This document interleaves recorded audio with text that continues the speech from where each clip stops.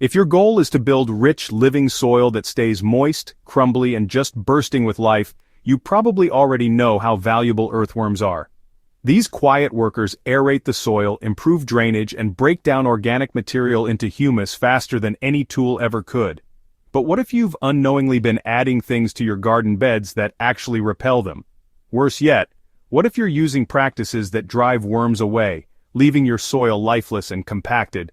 The truth is, certain ingredients and methods might be doing more harm than good, and there's one in particular that needs to be called out.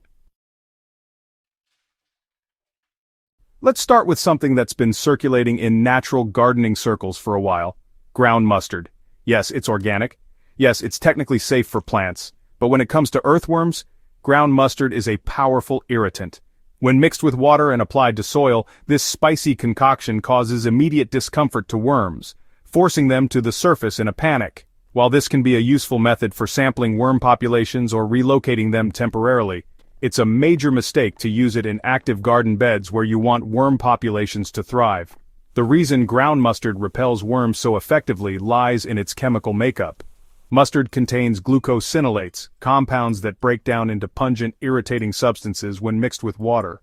These compounds don't just irritate worms, they actually burn their sensitive outer membranes. A single application won't necessarily kill them, but it will certainly drive them away from the treated area. If you're building a bed for long-term soil health, using mustard in any form is like setting off a siren warning all worms to evacuate. Some gardeners mistakenly use mustard water as a natural insecticide or soil drench without realizing it doubles as a worm deterrent. While it might be effective at repelling soil-dwelling pests like fungus gnats or wireworms, it also disrupts beneficial soil life. If you're seeing fewer worms after applying something natural, take a close look at the ingredients. Just because something is organic doesn't mean it's friendly to all life in the soil. Aside from mustard, there are other culprits that repel or harm worms, especially food scraps that are commonly misunderstood.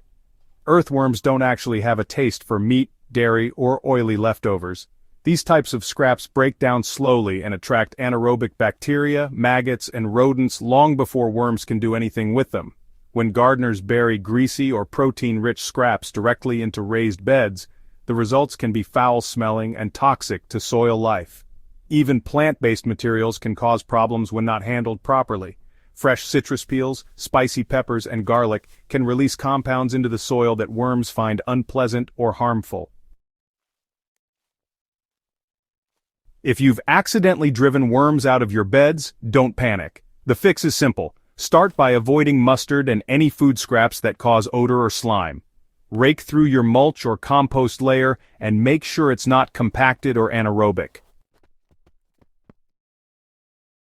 Apply a top layer of aged compost to invite microbial activity back in, and water gently with compost tea or worm juice to reintroduce beneficial organisms. Earthworms will return once conditions are stable, safe, and food is abundant again. There are a few niche cases where repelling worms might be intentional, such as when transplanting into overly compacted soil where worms are too deep to reach or in certain turf applications. But in raised beds where long-term fertility is the goal, earthworms should be welcomed, protected, and fed, not driven off with spicy water or rotten scraps. The bottom line is this: if you care about your soil, you have to care about the creatures that live in it. Earthworms are one of the most important allies a gardener can have, and their presence is often the best sign that your soil is alive, balanced, and ready to grow. Keep them safe, keep their environment thriving, and avoid the common mistakes that send them running.